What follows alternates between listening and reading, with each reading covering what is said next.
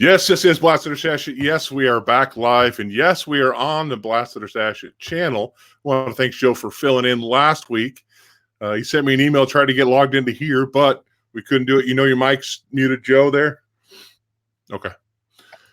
So we are back live. If this is the first time you come to the show, what we do on this is we have a Blasted or Stash It. It's a book we don't like, we blast. It's a book we like, we stash, and put in our long box and love and cherish it forever until the next time we actually maybe pull it out and look at it. I don't know. The books I read once and stick in the box and I don't see them for years. I go, oh, wait, I have that book. So we buy all the books that come out on the week, or between most of us, we buy all the books that come out for the week and give them a good read and give them a review here live on YouTube. We're also on live on Facebook right now, too. So that's something new. StreamDuck or StreamYard is giving us free little beta. So we're checking it out right now. So we'll go ahead and jump into the books for the week. We got Double S and Caffeinated Comic Books in the chat. Thanks, guys, for popping in. And we'll go ahead and get started. Joe, why don't you give us your first book? Oh, I got to go first. I was not ready for that. Well, I can go first. I can talk about a book. Yeah, you got to go first. I got to pour a beer. You got to pour a beer. Okay. Let's talk about this book. This has I think it's a $10 price tag on it. So that's kind of high. It had definitely some good stories in there. That's the plus on it. Most of the time, these DC books like this, like the holiday books, the Halloween, the Christmas, the summer specials are pretty crappy. This actually had a few decent stories in it. So this has 8 stories altogether. Said hefty $9.99 price tag on it. That's the only downside to it. We have a Batman story, Justice League Dark, Adam, House of the Dead with the Sinister. Secrets of Sinister House original, Harley Quinn is Zatanna, Green Lanterns, Martian Manhunter, and Constantine.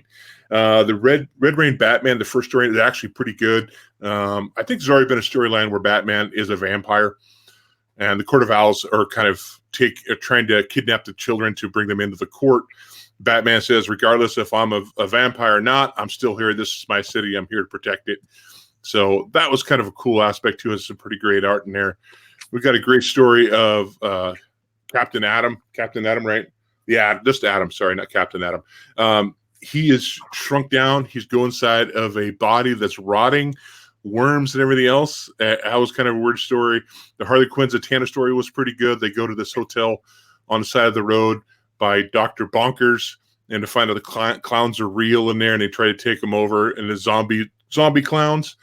So decent stories in here, good Halloween stuff, but I wouldn't pay $9.99 for it. That's the only downside to it. Some great art, some good stories, better than a lot of other big books that DC puts out for sure. Definitely, if you see this in, I don't know if it'd ever go dollar bin. It might.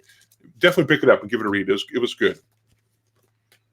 Sounds fair enough. I did not pick that one up because I'm an ultimate failure. All right, let's see here. I'll start us off with Batman's Grave. This was a good book. When I first started reading it, I was like, I'm not really digging this. And then as I got more and more into it, this is great. If you don't know, Batman's on an investigation because that's what Batman does, is the world's greatest detective. But in this one, we kind of get his process of doing it. Most of the time when you investigate a crime, you try to put yourself in the shoes of the killer or the murderer or the robber or something along that. In this particular issue, Batman, it actually benefits him to put his shoes inside of the victim in this one. Ultimately relating to some creepy stuff at the end where the murderer is actually hiding below the wood boards of the bed, under the bed. And he's just hanging out in there talking about how lonely he is. It was creepy as all get out. I enjoyed this. This was great. I'm going to go ahead and finish this up as well.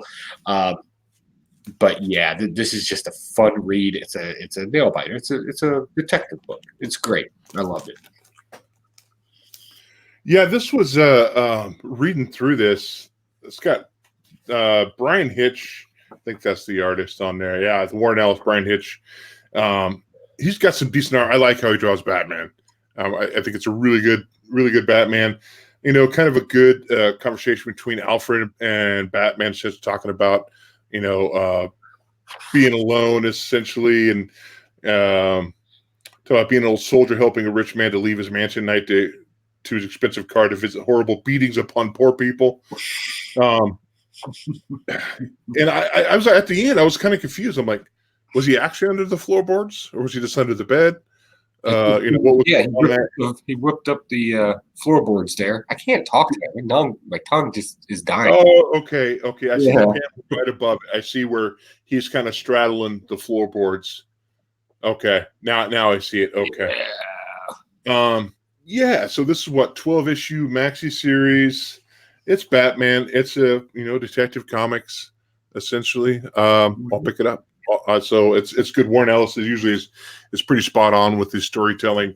And again, too, if Hitch is the main artist throughout this, I'll be pretty happy with that as well. So this is definitely a stash for me too. Yes, Drew is in. Paul was talking about being on tonight. Mike has been MIA, and for how long? It's been a while. I know his new job's kind of he's learning out of this a little bit. So, okay, I'll talk about. Oh, yuck, pooey. Let's talk about this one. And the only reason, really, I picked this up, I did pick up cover B, but I had to pick up the Warren Lau covers too on it. Getting cross-eyed there. The Warren Lau. Oh, you picked up that thing? Yeah, and I got both of them. Ooh, you're a sucker. I'm a sucker. So I've actually bought these down in Golden Apple Comics in LA. I knew I didn't get them on my pull list. I saw them there, so I grabbed them. And I was telling my wife, I said, they're $5 a piece. So she goes, oh, they're pretty cool covers. I'm like, okay, you convinced me. Okay, I'll buy them. So I did buy them. If you like the first one, you like the second one. If you didn't like the first one, you won't like the second one. So, yeah, I did not like the first one. Floranic, that dude, Woodrow, he captured Harley and Poison Ivy in their house, and Poison Ivy says, essentially, not today, gets a new outfit, puts his bikes on it, rips the roots loose. Harley sets Woodrow on fire. They escape. They go to see Mad Hatter to try to maybe help him out, because they think, well, the good guys are the bad guy. The good guys aren't helping us out. The bad guys aren't helping us out. Let's go see somebody else who's bad, I guess. I don't know. So the Mad Hatter is next in line for them to go see, and they're kind of asking for help, although I don't see where that's Mad Hatter's expertise, dealing with the green, Yeah. That's why I didn't get it. The only thing I did like about this book is that Harley Quinn said it best here after they set Woodrow on fire and the house blows up in flames.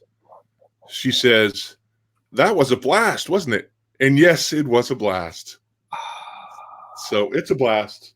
I'm not picking, unless I'm a sucker and I pick up some other, because they had Art Germ on the first ones, and then Warren Liu on number 2. Unless they have some other artists on number 3, I won't be picking it up. Great Legends in the house too. What's going on, Legend? I'll be seeing Woodard soon enough. Woodard as well. A couple of great people from the community in here. All right. You go ahead there. Let me find some craziness to talk about.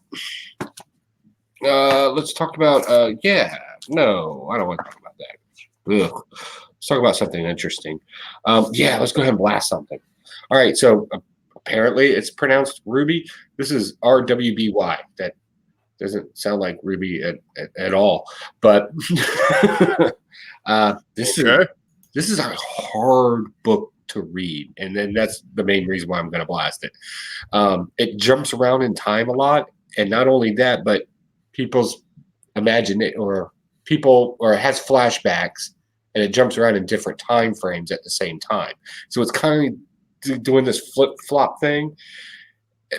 I would give you a better review of the book if I understood it, right? But I don't know what's going on in this book. Apparently, there's a threat, an existential threat called the Grims. They're monsters, and there's a group of girls, 4 of them in particular, that need to fight them. And this little group has existed ever since their land has existed, right? So the mother apparently got killed by them or whatever. So now we got the daughter. She's picking up the mantle, and I'm apparently some of the other people are going to get involved. I guess I don't know. It doesn't really make anything clear in this. It's not very. It's poorly written, and it's mostly poorly written. Not so much for what's going on in it, but the dialogue is just. And plus, it's that anime style where everybody pretty much looks the same unless they're wearing a different color. So I'm completely lost in this book. I don't know what the writer's going for in this. I will say, if you like that anime type style where everything's kind of just odd shaped, if you're into that, you'd like the art in this. There were some moments in it that kind of made me laugh a little bit, especially when they were dealing with like the little kids going to school.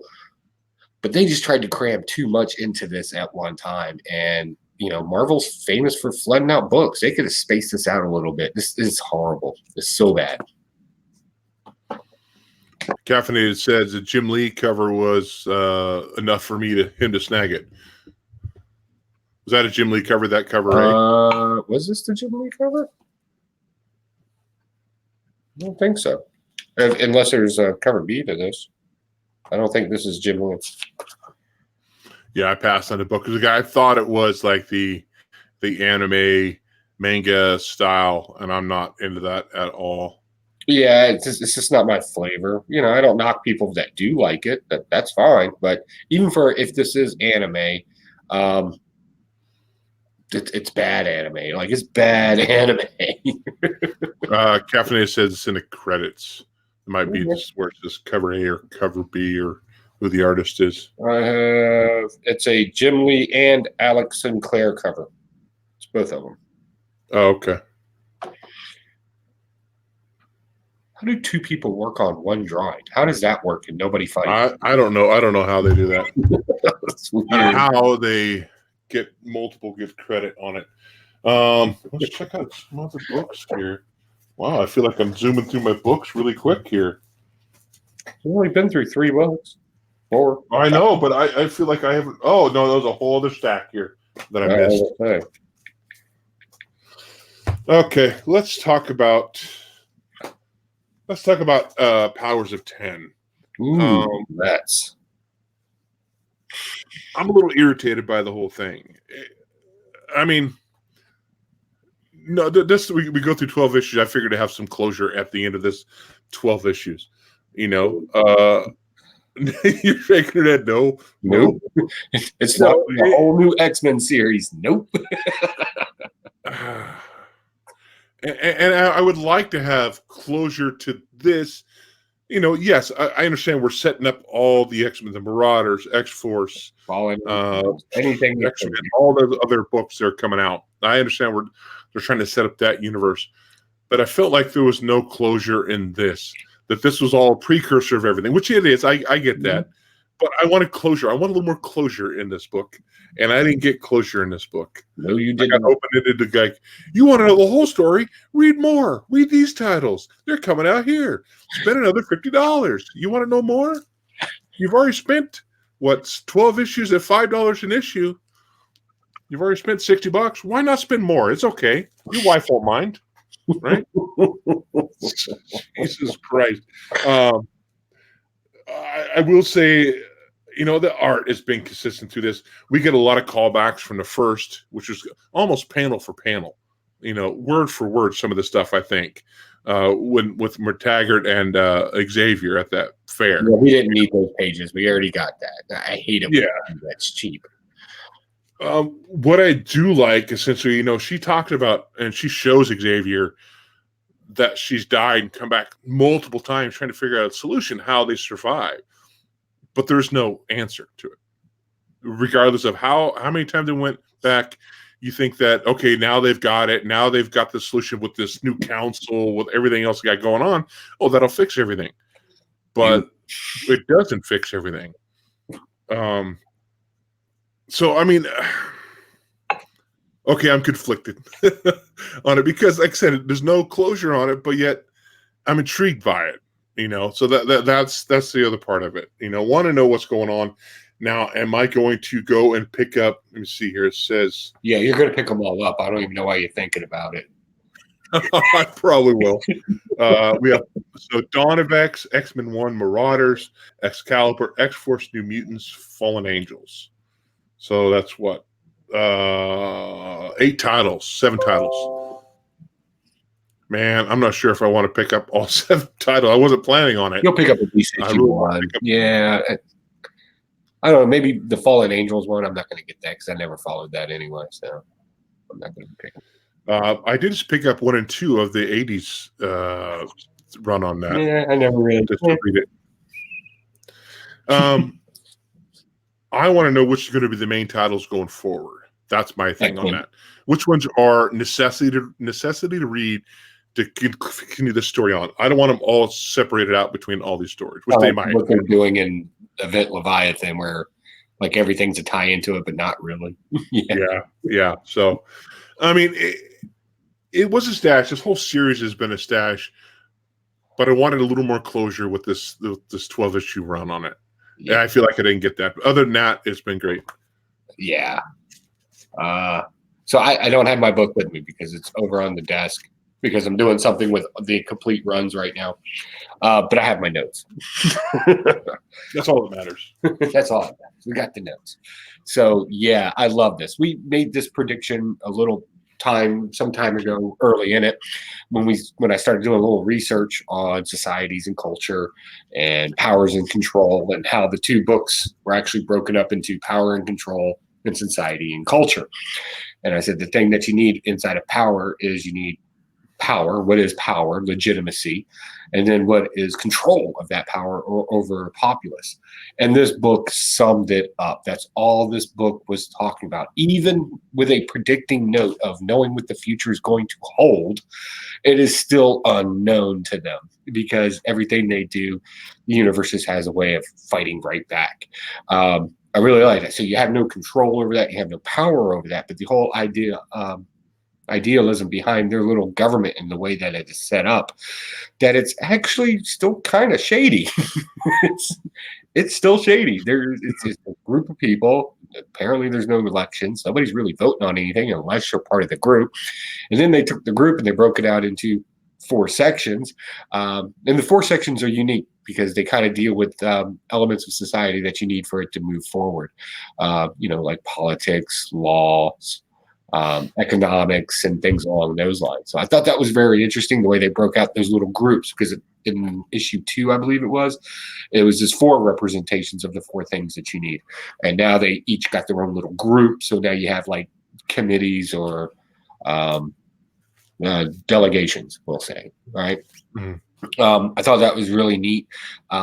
I like the fact that they can't predict the future in this. I think that's great because now we can really shape a story for the future, regardless of if nothing they do, even if it still fails. Well, every species fails at some point or another. They go away, and then something else takes its place.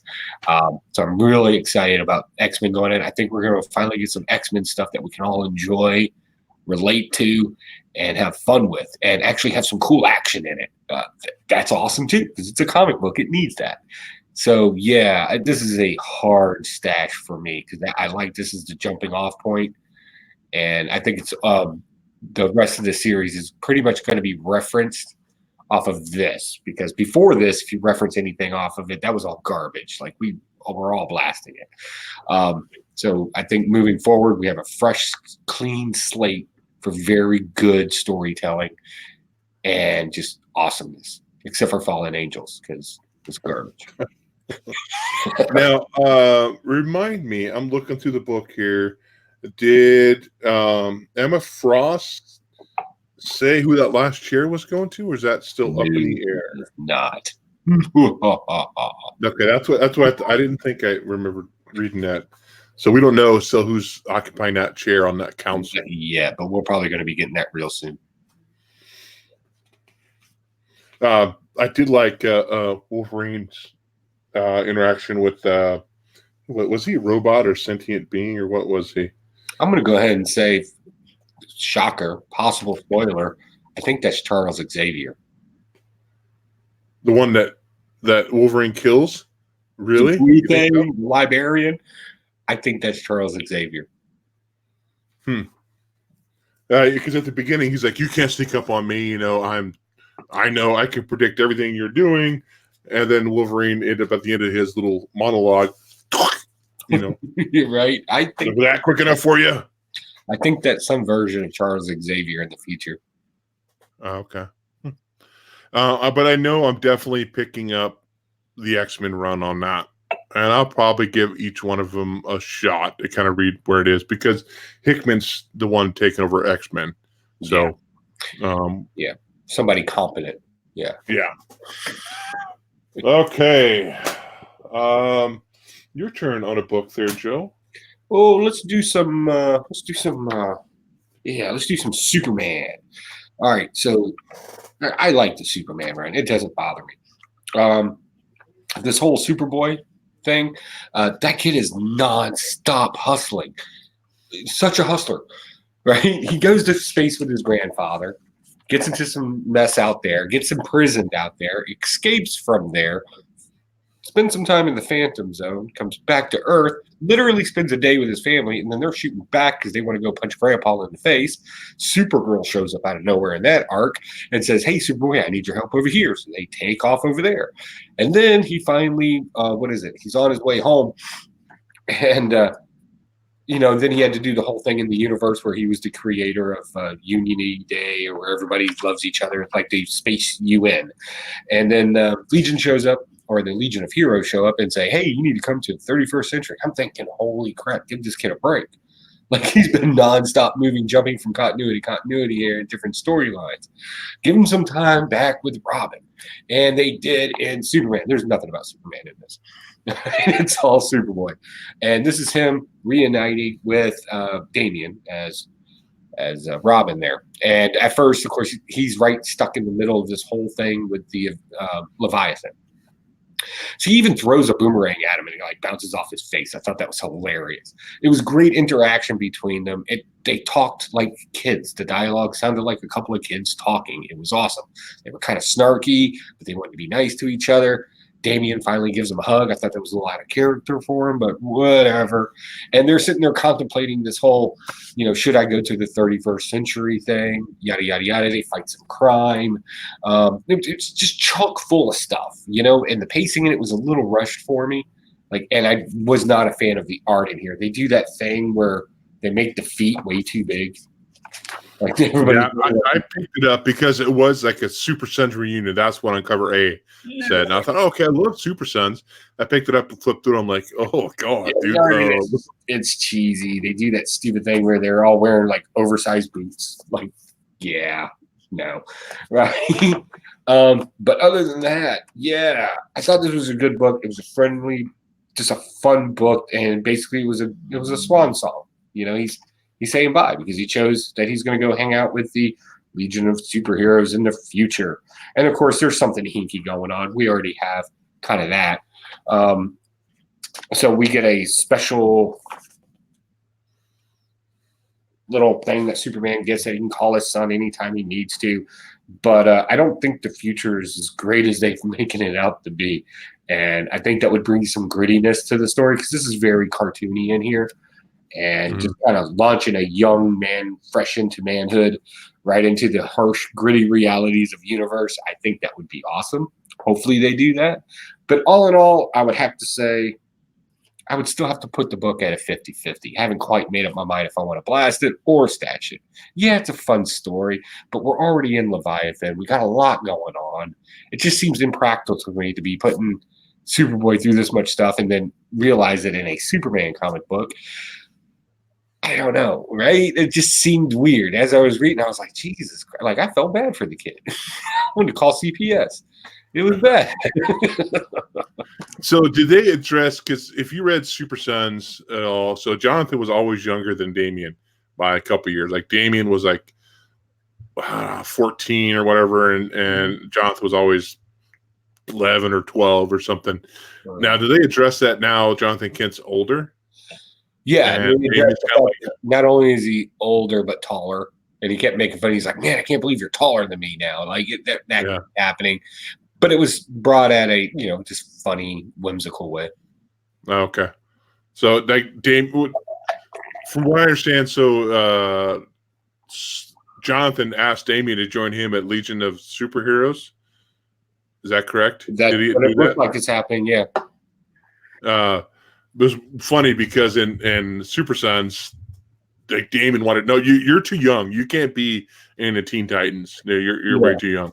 So look at that. That's kind of an interesting switch on that. Caffeinated Comic Book says he did not jump on House of X and Powers of 10 early enough. Every X-Men in the last several years left a bad taste in my mouth. I'm just kind of waiting for trades. Yeah, I was kind of the same way. Drew's all over X-Men. Anything X-Men, he's a fan. Oh, he'll fight to the death for it too. Yeah. I almost didn't do it because I when I first came out, I'm like, dude, House of X, what the hell, dude? What are they doing? I'm not going to get into this. And I read the first one of each, and then it was like hell trying to get first prints on all the other ones too. So luckily, I was able to. I'll give an issue, any issue, as long as it's within my fictitious budget that my wife says doesn't really exist. But I'll try anything. And after one issue, fine, it goes to the auction house if I don't like it. Well, what's hard with that is that comes out every week. And it's like, dude, you don't have the time to sit there and try to order. If you only ordered one from the previews, it was a pretty hot book for a minute there because people were trying to scramble to get. I think 2, 3, and 4 were pretty hard to get out of both those. So, Okay, let's talk about this book. And I don't know why I picked it up. I really don't.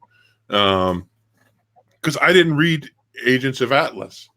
Why the hell did I pick up White Fox? Why? Yeah. I don't know. Well, this was a lame-ass book. The story's been told over and over again. I think I read issue 1 of that. What issue is that? White Fox. Yeah, what issue? Just come out this. Is it a 1? Yeah, okay. Issue 1. That's what I was asking. Just came out this week. It has kind of a cool cover, but the main character, we've heard the story numerous times. You have powers, you need to hide them, because if you let them out, people will know who you are, and people try to destroy you, blah, blah, blah, blah, blah, blah. Her friend is kind of this nerdy girl who kind of knows about these fictitious people who can turn into foxes and protect, but she doesn't know that her friend, this main character, is one.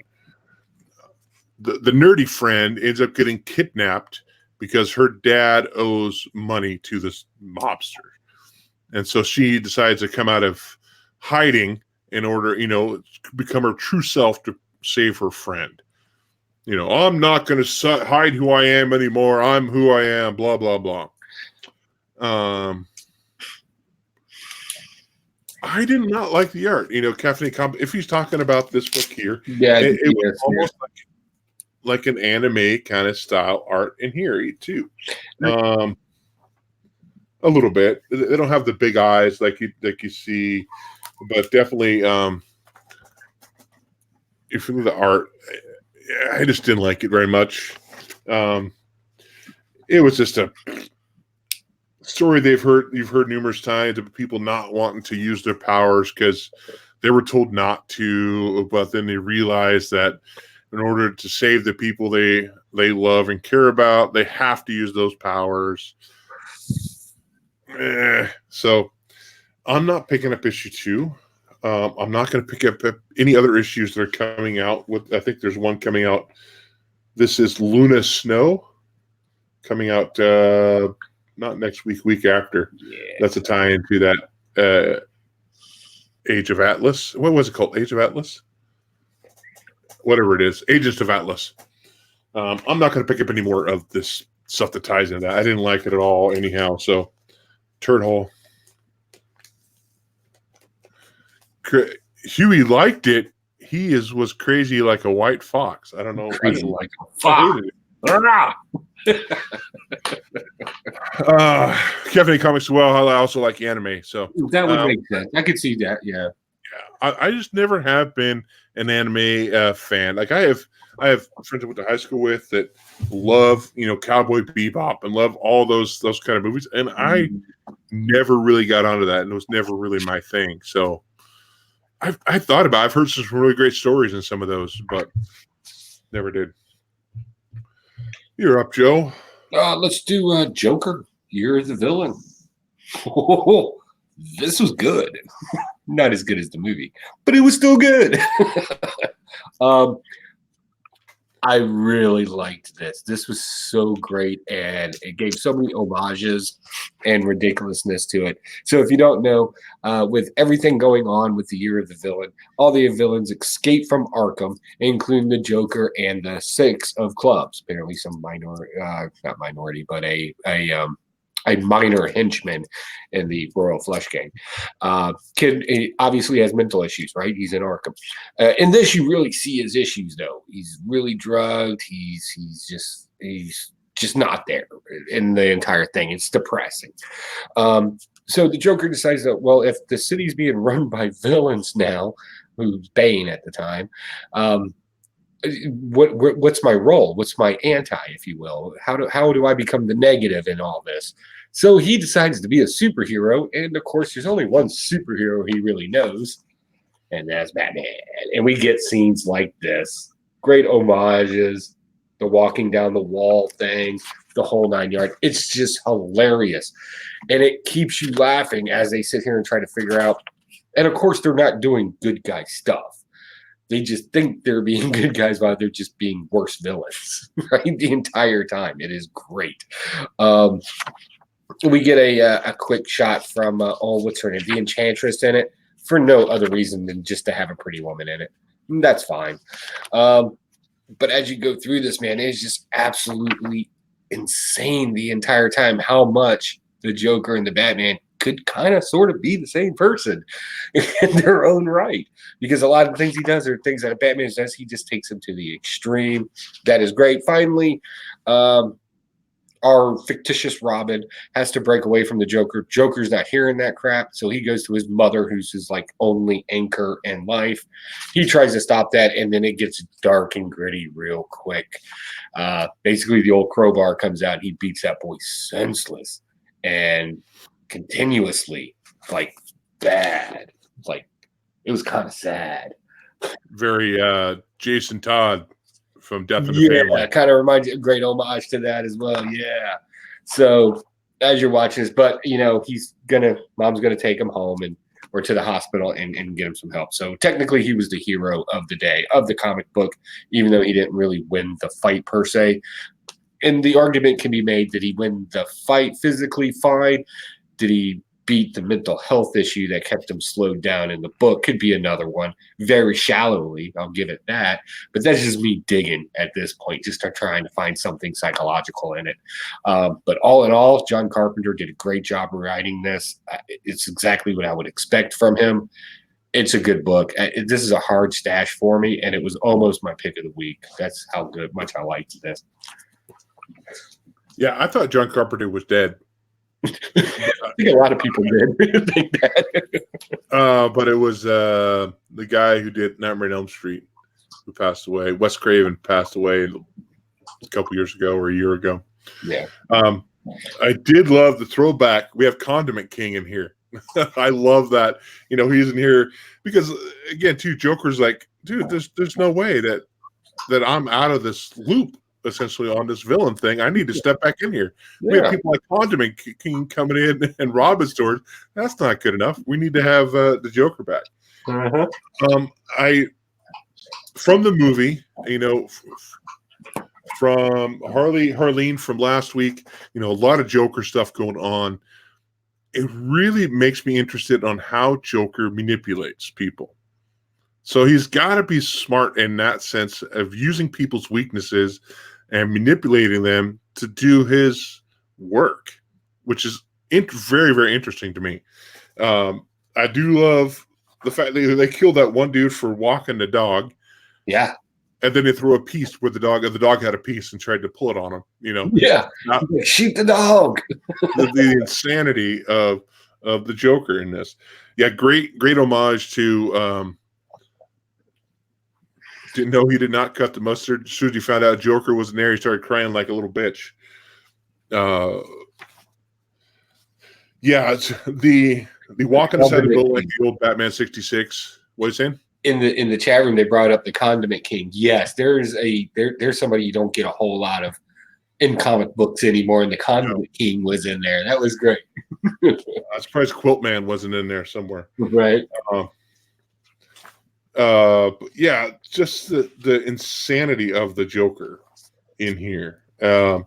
Like I said, the throwbacks to the '66 Batman walking down the walls, the him beating the kid with the crowbar like Jason Todd. Just a lot of great stuff in here. I would like to see this continue, but unfortunately, this is just a one shot. Yeah, so we're not going to see any more unless John Carpenter decides he wants to do a Joker story. Now that I know that Joker book that came out in the was it late 70s, early 80s, the Joker title, that's kind of picking up steam now. Yeah, I have a couple of them. I have like Where He Met Sherlock Holmes and a few of those. Yeah. But this was great stuff. I enjoyed it throughout. Again, we talk about mental illness. We talk about Joker, the movie, and this just feeds right into that insanity of the character. So definitely a good stuff. Stash for me as well. So there's 6. We got 7 people in. Double S, Caffeinated Comic Books. There's Z Collects jumped in here as well. Z Collects. He has a pretty good show too. I like watching his stuff. I think he bought some stuff for me at our last auction. I think. Yeah. Did you get that stuff, Z? Should have by now. Sent it out before I went on vacation. So let's talk about you didn't pick it up, but I'm gonna go take a nap then. You're taking a nap then. I think I don't know which came first. We have Marvel Zombies, we have Deceased, we have those kind of titles that are very similar, and now we have Contagion from Marvel. Yeah, I read issue 1 and I was done. You read issue 1? Yep. It came out last week, I think issue 1 did. So issue 2 came out this week. So I read them both this week. And oh my God, I don't know what the hell's going on. I just think it's kind of a weak story. It didn't grab me at all. There's some interesting stuff in there. The part when Cloak and Dagger, Cloak thinks he could be able to contain the contagion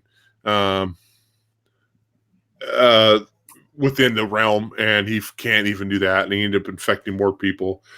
The villain kind of has a cool thing where he touches somebody and infects them. He ends up taking their power, so he has multiple powers and has all the Fantastic Four.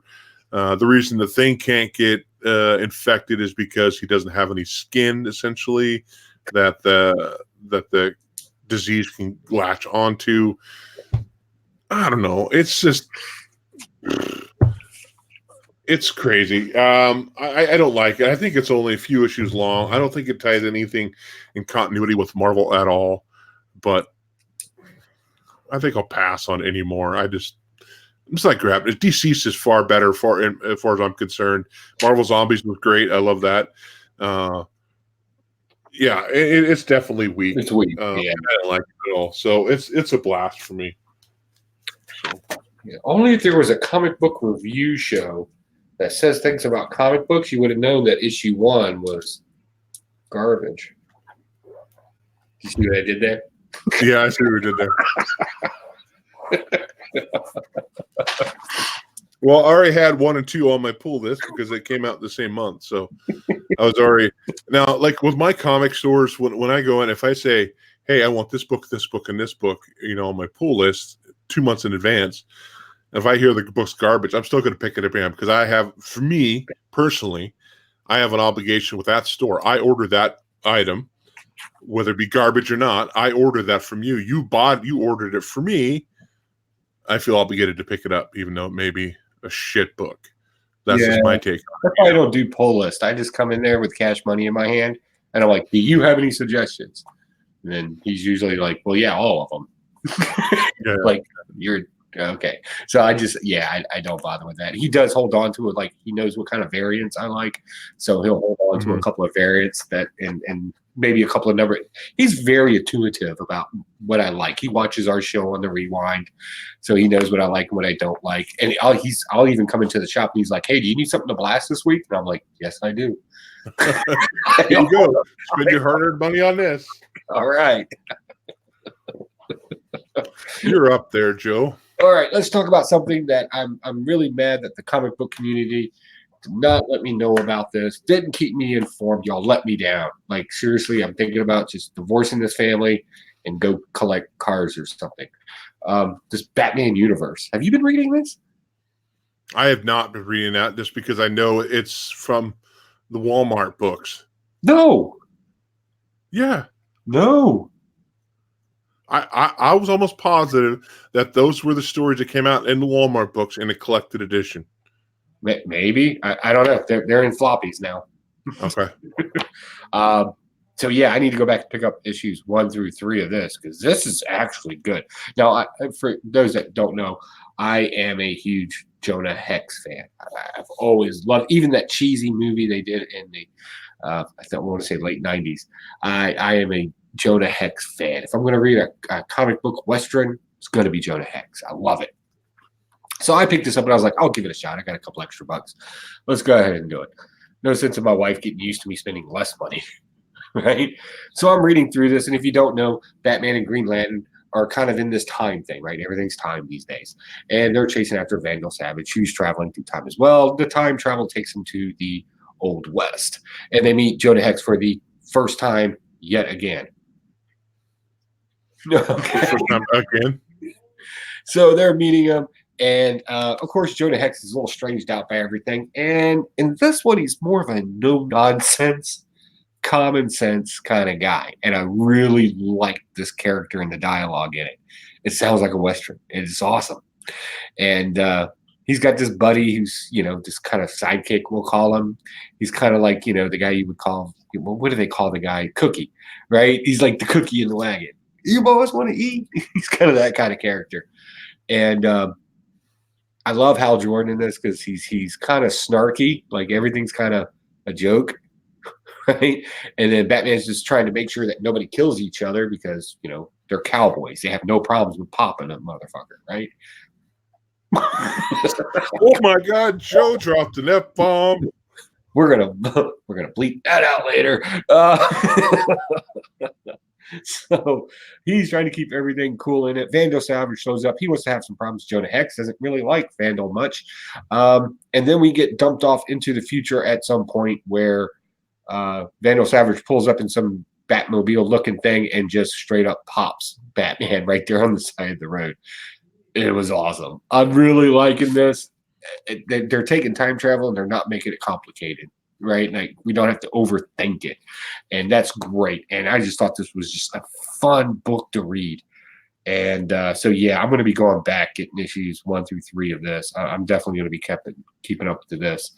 Let's see here. We got, yes, about the Walmart stuff.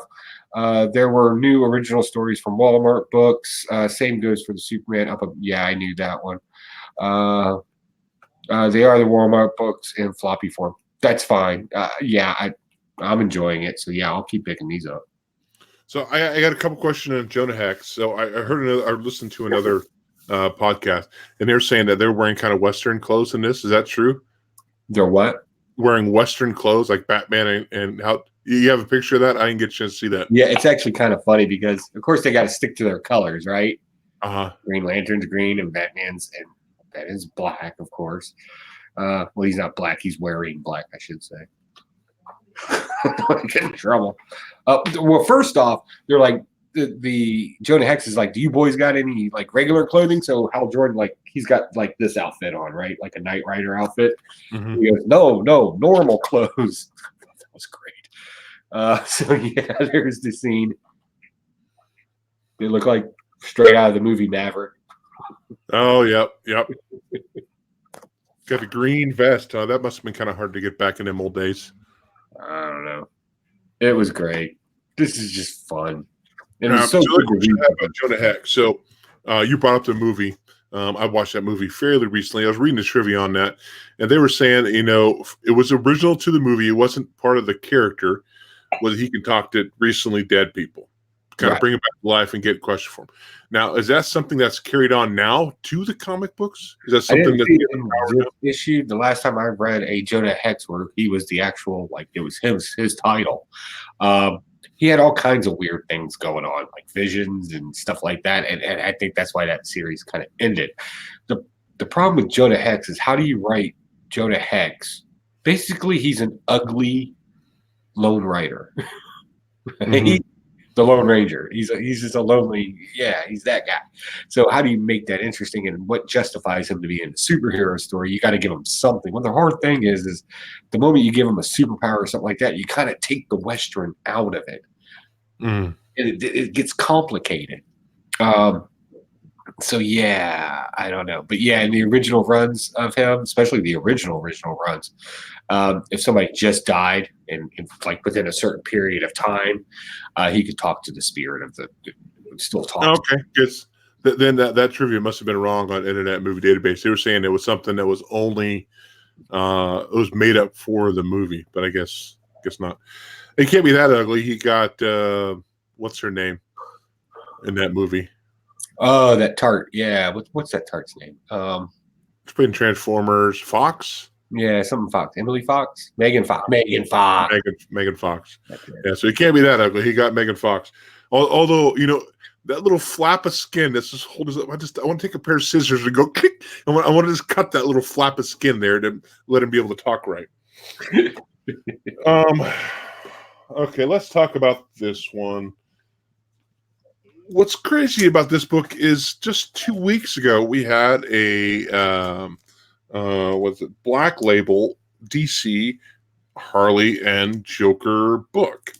Why do we need to come out with another one so damn quick? This was definitely, what's that? What'd you say? I'm gonna go use the bathroom. I don't want to hear about this book. No. I love the art in here. Some of the art was definitely realistic in here. But this was definitely not as good, I feel, as Harleen that came out 2 weeks ago. And this one, Harley is more of a specialist talking about the psychology, essentially, of the demented people, murderers, and all that stuff. And she's hired on from Gotham Police Department to be a expert. Investigating murders and all that fun stuff like that. Again, the art is great in here. Let me show you a page that's like photorealistic. I can't believe. Look at that art there. Check out that. I mean, that's some pretty damn good art. A lot of it is black and white, but the flashbacks are in color. But she basically talks at this meeting. She's talking about different serial killers, real world. So you got Wayne Gacy, Ed Gaines, Richard Chase was a guy that I didn't know. I had to look him up. I didn't know he was an actual serial killer. Ted Bundy. And they're saying these people are not crazy. They know what they're doing. They've planned this out. So they're not crazy or psychotic or anything like that. So that's what her argument is here. That they're planned out, they're thought out, they're very precise movements of what they're doing. They're not just crazy and go randomly killing people. So that's the argument she's coming from in this book here. So as they're trying to go through and solve these murders, they're very much, they call it Joker-esque kind of murders. And she's trying to figure out, is it essentially a copycat? Is it the Joker back? It doesn't really fit in with the Joker motif that I'm used to. Him doing, being a serial killer and leaving clues behind for the police to kind of trace and try to figure out who he is. So on that, it's a blast for me. I mean, I'll pick up all the things and I'll read them all, but definitely not as good as Harleen. I know you didn't even like Harleen 2 weeks ago. So you might like this. He has more of a real world aspect of it too, versus the pretty boy Joker, the girl falling for Joker. Like I said, I flipped through it at my comic book and just read like certain sections of it. And I was like, nope, because it's factual. I think it's intellectually dishonest. How do you figure that? People that randomly kill people with no remorse are crazy. They're insane. It's how we define it. Uh-huh. So, and I get that they want Harley Quinn to be something in their universe. I get that, but intellectual dishonesty like that, like, well, as a matter of fact, if this is true, type attitude, I don't really like that, and I don't like the whole. I don't like it when you take factual things and you squeeze them into a narrative that isn't right. Now, I'm not saying that this is no way a political statement or anything like that, but John Wayne Gacy was crazy. Well, he was mentally ill, and it should be the correct way to put it. To sit there and think that just because he has a higher IQ, well, most people that suffer from extreme narcissism and psychopaths have high IQ. The average one's about 154. That's 3 points above the medium dividend of the average person. So they're technically, yeah, you can say smarter. That doesn't mean there's something else. They're still insane. They need help, right? So this other thing that she's trying to find, I don't want to run down that rabbit hole with that. I just find that to be intellectually dishonest. That's a lot to say. Yeah. I haven't read. Yeah. I mean, yeah, definitely a good aspect on it. But you got to admit the art was pretty spot on some of the stuff. I don't really flip through it. But yeah, it's just they're trying to make. I don't know if Harley's going to flip in this book. If Harley's going to go insane like the Joker, the Harley we kind of know now. Like I said last time with the Harleen book, what really intrigued me about the characters is this woman's so smart. How does she fall prey to the Joker?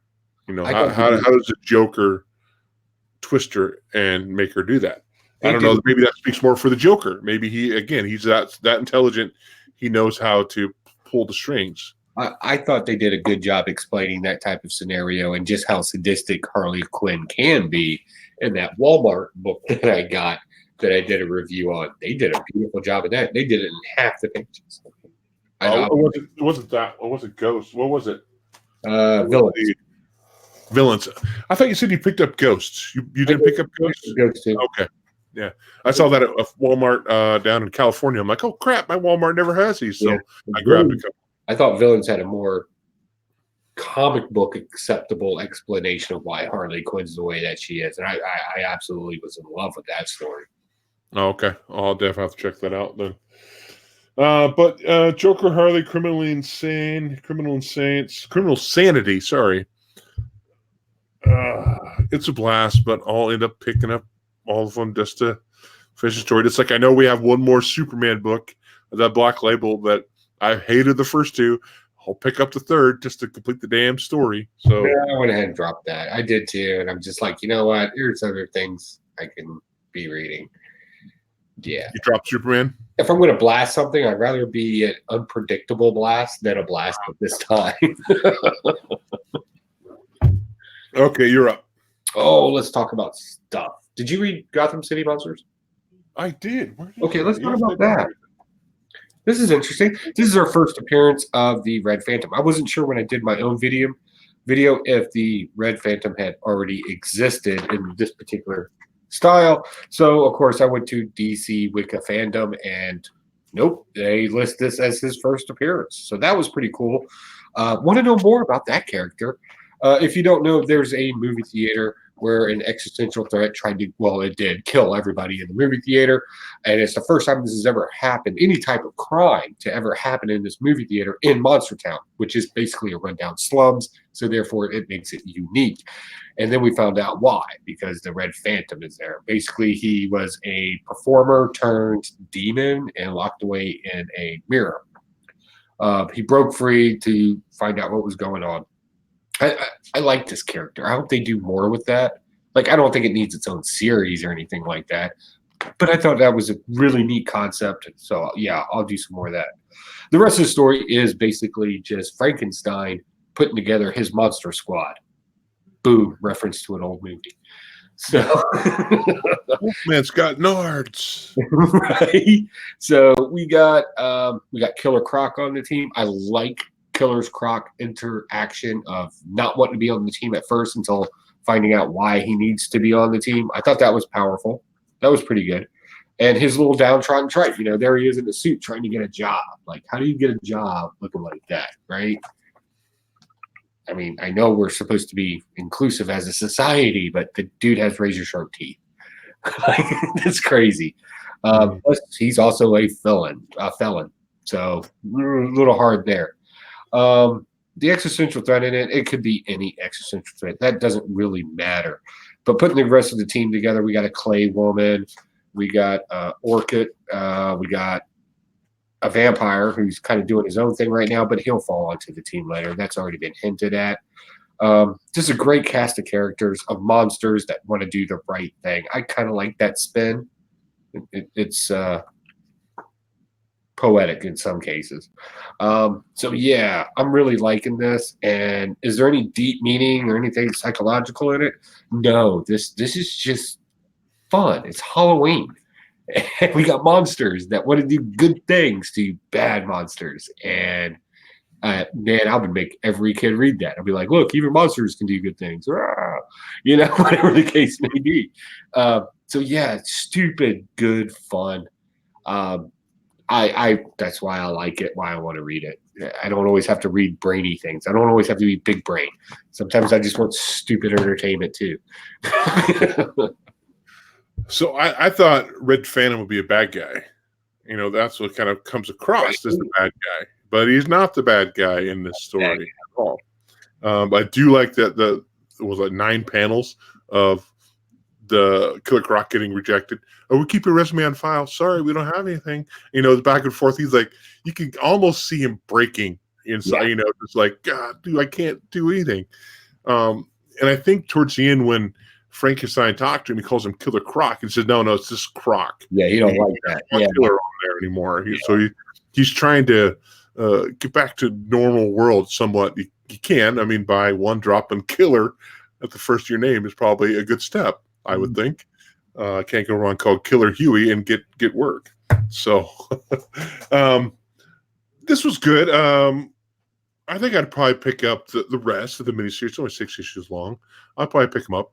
It's kind of a Justice League Dark in a way kind of squad, because they're not necessarily Justice on League the good side, because we have Justice League Dark, we have Man-Bat, a few other characters that fight the other end of the spectrum, magic end, where these are fighting more the demons and stuff like that. So yeah, I like this because it's not they can't take but so many shortcuts in this. The bad guy can use magic in this, right? Mm-hmm. But our good guys, they don't have spells that they can cast. They literally have to fight their way through it or use their brains. And I like that. That is, if we have a big brain moment on it, that says it's kind of like the Odyssey, right? I'm not a god, but I still got to beat everybody. Yeah, I mean, I do that, and I like that. So yeah, it's a light stash for me. I do like the fact that you talk about it is Halloween. We got Frankenstein. We got all these monsters. We've already seen Frankenstein be a big guy, a good guy. You've already referenced that in Monster Squad. I can't remember what Frankenstein says as he's getting sucked into the black hole. And at the end of that movie. I forget. It's on Amazon Prime right now. Oh, is it? I have it on DVD. People still use DVDs. That's cute. Look at me. Oh, wow. I just think I have it on DVD from before Blu-rays came out. I did not give this one a read, and this did not come out this week, but I did want. I'm super excited to read it, and that's Vampire State Building. Dude, good. Did you like Die Hard? Yeah, I like Die Hard. Best Christmas movie ever. Right? Take terrorists and make them vampires. Oh, really? What just happened? Awesomeness. I tried to get this through my normal store. I said, "Hey, can you get this for me?" He said, "Nope, it's out. They're out of it at the publisher level." This is one I found at Golden Apple Comics down there, so I was pretty happy. They had a whole stack of them too. So, but I only got. But I do want to talk about this other book. I was really excited about it, but it kind of really fell flat for me. Is what good caffeinated? You're talking about Gotham City Monster? You're talking about? No, Let's you're see. talking about Empire or Vampire State Building. Oh, is he? The first issue's a setup, but it's so good. Yes, get that book. Like, I don't try to recommend books a whole lot, but yeah, get that book. It's a good book. Let's see, this book here, I was really looking forward to it, but it really kind of fell flat for me, and I don't think I'm picking up issue 2, and that is Doctor Doom #1. Really? You didn't like that? Oh boy, I don't know. There were some parts of it I just didn't like. So Reed Richards and Tony Stark. You just turned into Drew. I just turned into Drew. Build this thing to put on the moon to lower the Earth's temperature to get rid of CO2. And they're talking on the news, talking to one of the guys who's ahead of the project about what's going on.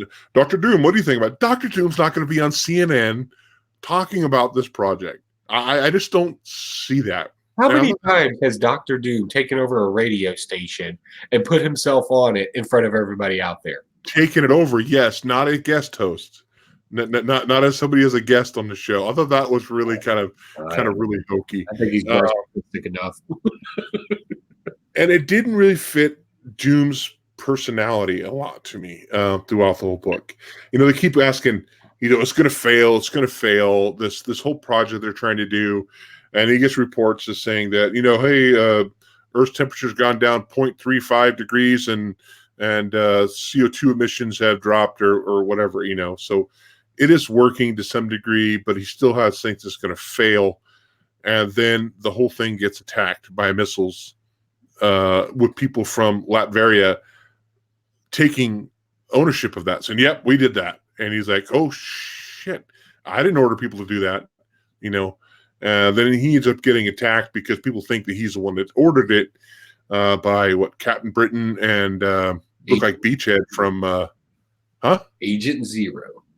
Agent Zero. He looked like Beachhead from G.I. Joe. I know. I thought that too. I was like, oh shit, they brought Beachhead in here.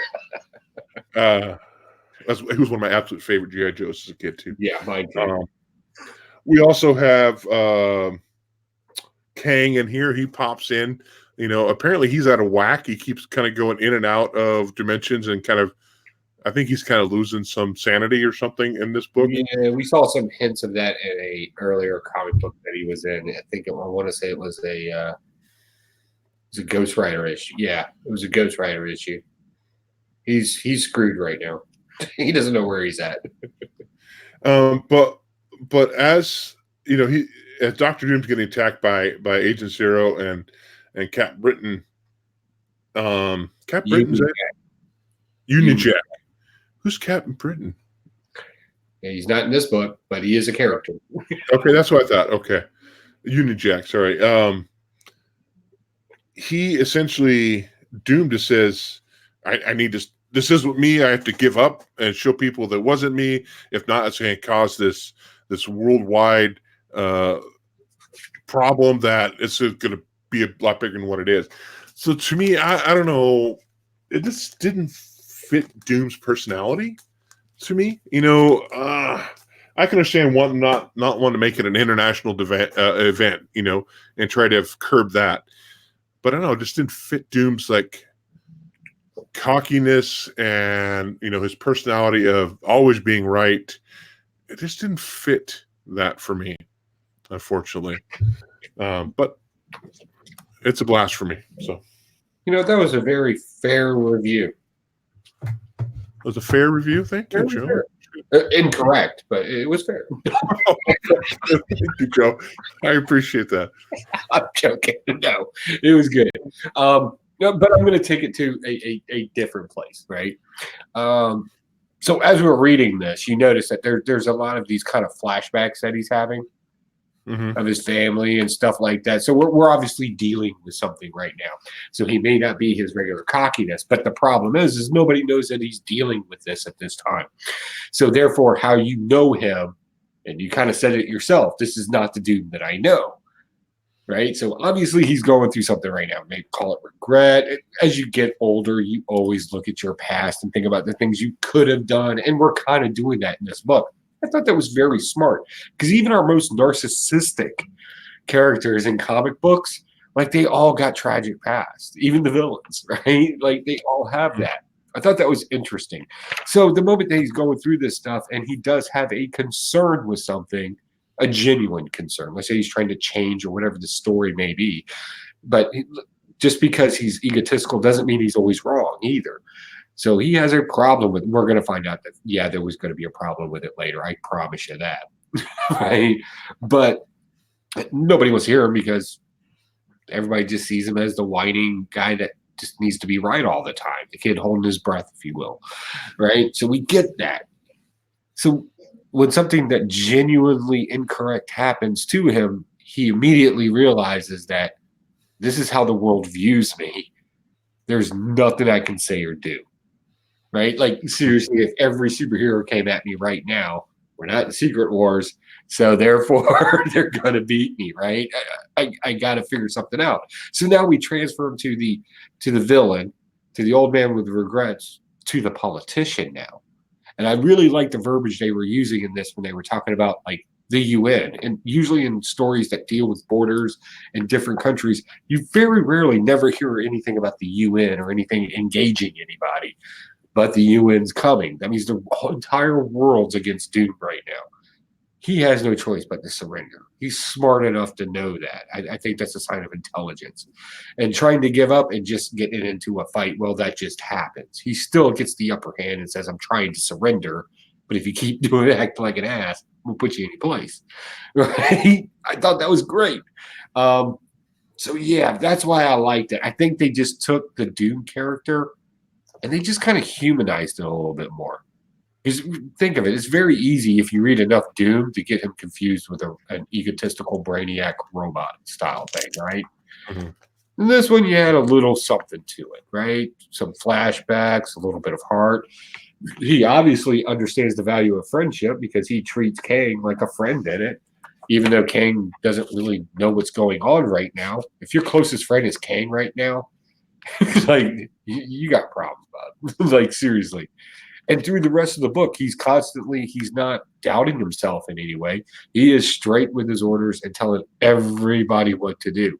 And everybody's like, wait, this is out of character for you. What are you sure? Like they're questioning Doom.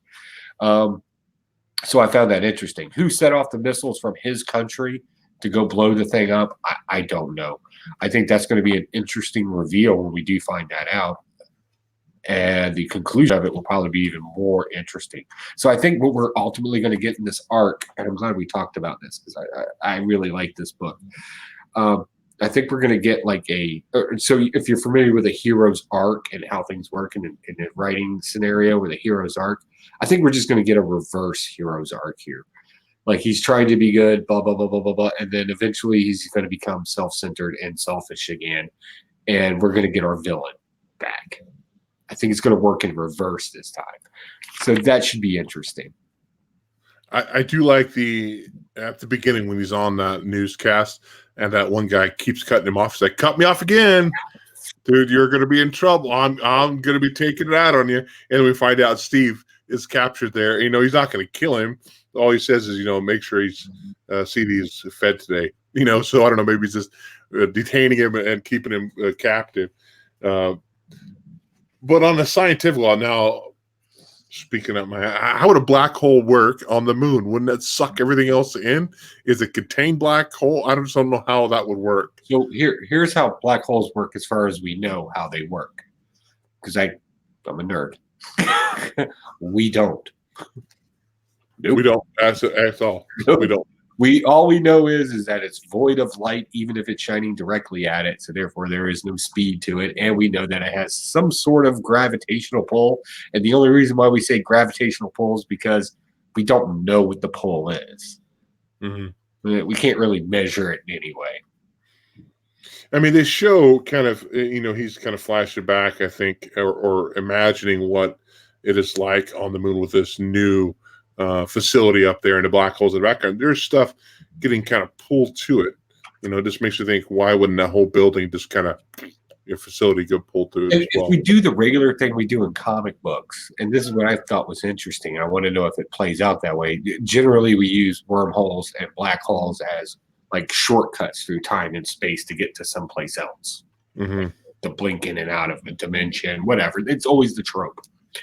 I'm kind of wondering, since we're dumping CO2 and trash through this thing, what's on the other end? Like, did somebody calculate that?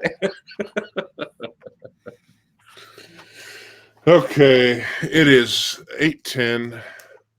Time to go to lightning round. I don't have much for lightning round tonight, but go ahead. Oh, I guess I'll go ahead and start. Let's see what else did I get here.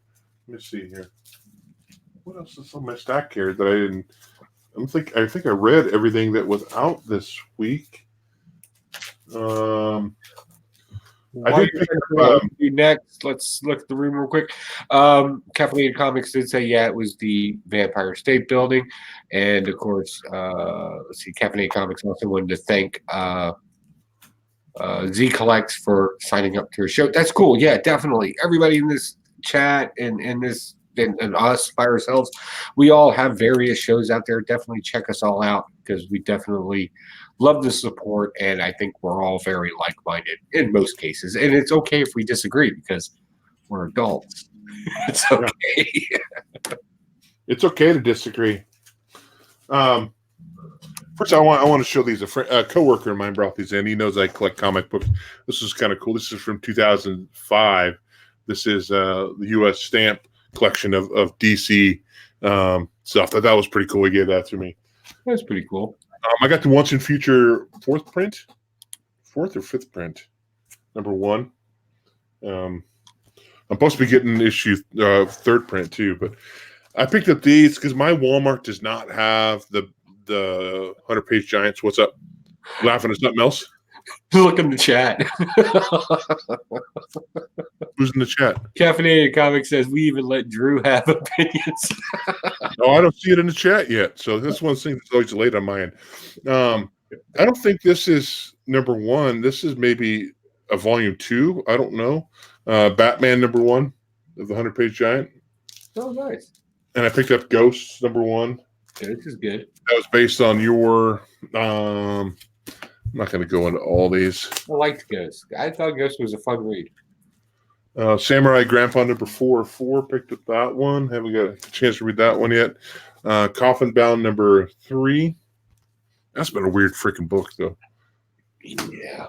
The Watcher number 3. That's the end of that miniseries as well. That's that one that's kind of cross between Mean Girls and supernatural demons and beasts stuff. That's it. That's all the books that I got this week. Okay. Good night. No, you don't have anything else in your I got a couple of things. lightning round? Let me give a quick rundown. Here we go. Event Leviathan. We have 2 detective teams. Guess what? They're both wrong, and nobody still knows who Leviathan is. But Robin, of all people, has a clue. Something about the female manhunter, not the Martian thing, but the female that kind of looks like Spider-Man. But we're going to leave that one alone.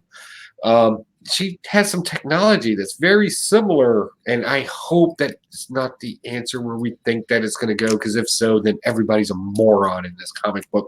But still, if you like detective stories, this is still good. I love Event Leviathan. A lot of people talk garbage about it. I don't know why. Apparently, they don't like reading. Let's see here. Detective Comics. This was a blast. It's taken me a while to make up my mind on this. I'm not a fan of Mr. Freeze. I'm sorry. I know that makes me a horrible person. But every time we got to deal with Freeze, we constantly deal with his frozen wife. And in this one, apparently, he finally revived her. We've seen that happen before. I thought it was kind of cool the way she woke up screaming. But yeah, I'm just not in this. I thought the frozen zombies were pretty cool in it. That kind of remind me of like a Game of Thrones type of thing. Let's see here. Going on to indies, I'm still enjoying this Black Hammer Justice League deal. This stuff is good. Like this is a solid book right here. If you don't know, all of our teams are kind of split up. So we have Justice League people in the Black Hammer Universe farm area. We have Black Hammer people happen to legitimately fight the rest of the Justice League right now.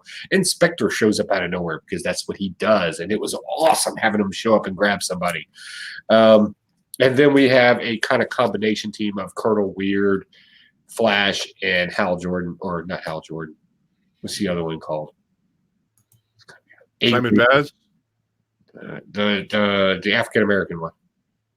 Oh, John Stewart. John Stewart. That's it. They're in some weird dimension that nobody's ever seen or heard of. Even Colonel Weald, who's mapped on this stuff, doesn't even know. Come to find out, it's Mixie Pix. Yes, Mixie Pix, the greatest villain of all time. He's in it. And he's just a little bit more sadistic than normal, which is awesome. Double S says, I'm not a fan of Tom King's Batman, Joey. You know, I'm not either. I think last week was a pretty good one. The last issue, thought that was good. And then this, it's weird. Detective's not Tom King, though. That's no, it's not Tom King. That's somebody else. It don't matter. Let's move it on. Reaver. If you're not reading Reaver, I'm not really sure what you do. Because this is just a great quest story. I don't know, man. You need to read this. This is right up your alley. It's a quest story of various people with various talents and skills going through a medieval type land to fight. And we get the big double cross in this one. Not to say that we weren't expecting it, but yeah, it happened. Spawn, number 301. Spawn's usually not my kind of read. But I've been reading these, one, because I mean, an independent comic lasting this long in itself is genius. So yeah, I'm obviously missing something in it. And plus, you get cool art like this. I'm not a huge fan of it, but I can recognize things that I'm not a fan of and still say, yeah, that's good. The good G.I. Joe story. You see what I did there? Did everybody see what I did there? Thumbs up in the chat if you saw what I did there. This is the Hunt for Snake Eyes series. I don't know why I don't read more G.I. Joe. In this one, I'm starting to realize that I'm glad they kept a lot of the original characters in this. That makes me happy. But there's some new characters in there too, so that's kind of refreshing. Snake Eyes is not Snake Eyes. It's some guy called Shade who can't talk or something. I don't know.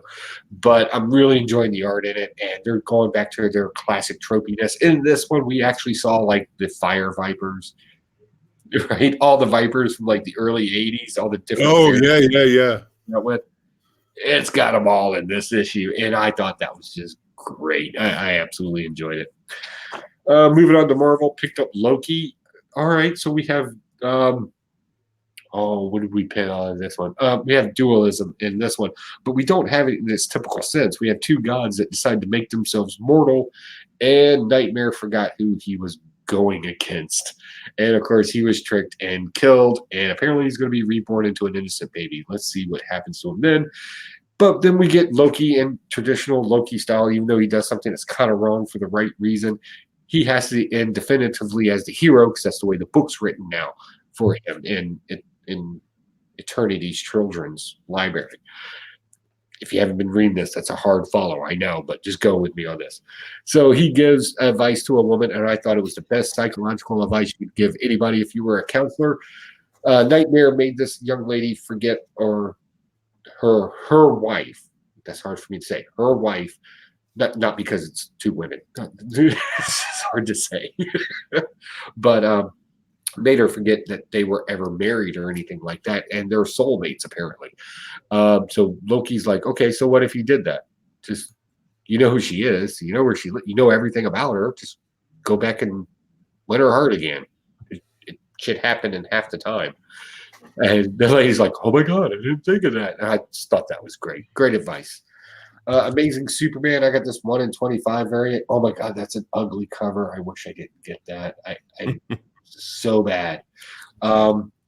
Kindred has a unique relationship with Peter Parker and Norman Osborn, and we still don't know who Kindred really is. He's obviously not Kindred. He's somebody else, and he has a relationship with all these people, but we're not getting that information, and we're already 31 issues into this thing.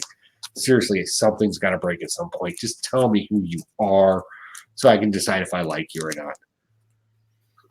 Who drew? I missed that Mary Jane cover on that. I really like that cover. Yeah, I wish I would have gotten that now. Apparently, according to what it says on the inside here, Caffeinated Comics, a 12-year-old blind child. Yeah, so that's a good for that one. Never inspiration. Trying to see the signature, so I don't want to take it out because I'm going to sell this as quickly as possible. But Bussy, I don't know. I don't know artists. I don't judge art. I just know what looks good and what looks bad. That was Amazing Spider-Man. Yeah, 1 in 25 variant.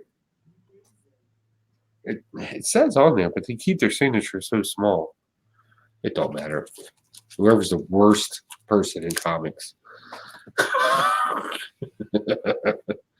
So going to the chat room real quick, we have Bless Her Stash. It says that, well, I don't like the fact that he speaks for all of us. I loved Mr. Miracle. Already took on Vision. Yeah. Let's see here. Who drew that?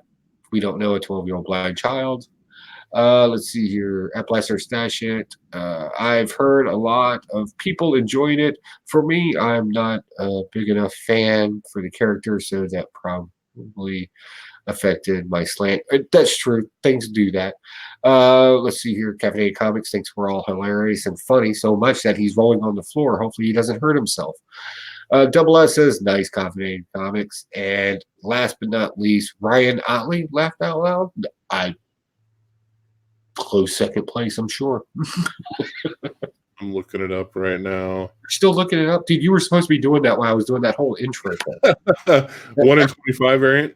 You had one job. People are going to start thinking we're amateurs, man. We are. Thinking of covers. There it is right there. Terry Dodson. Kodak. Terry Dodson's usually pretty good. Oh my God, his face is just totally flat. And I think this is supposed to be the Hulk. Like that doesn't look. Is that what it is? I don't know. I'm assuming it's supposed to be the Hulk. I don't know. I hope not. Thinking of covers, so we have the winner for this month's Patreon pick, or Patreon book of the month, and that is Steve at Rogue City Comics, who is definitely, I mean, I go buy a lot of books from him. He supports our Patreon, so he gets this month's book, and this month's book is House of X #1, the Shannon, I want to say it's Maer variant, M-A-E-R. Mir. And that is a sweet looking Emma Frost cover. So he's getting that. I'll be posting a picture on Twitter and stuff with him, me giving it to him. He's not up until Wednesday. I'll be dropped by and giving that to him. So thanks, Steve, for your constant support ever since I think they opened the show and I've talked to him and let him know we have a show. He's been supporting us through Patreon for over a year and a half, I think, right now. So if you want to get entered in those kind of books and earn these, win these kind of books, go to our Patreon. You can do $1 a month. We'll get you one entry, $2 get you two, and $3 will get you three. I always try to pick a book that's usually $15 to $25. And right now we have only a handful of Patreons. So I'm just scrolling through the people who are on the list, and I'm just handing them out. I know I get a lot of stuff on there. You all need to be jumping on that deal because you know what happens. He gets it. That goes to the auction. So I'll definitely be putting a link in below if you want to go check out our Patreon, get supported over there. We definitely appreciate it. And if we get more patrons too on there, the bigger the books are going to be. That's just what it is.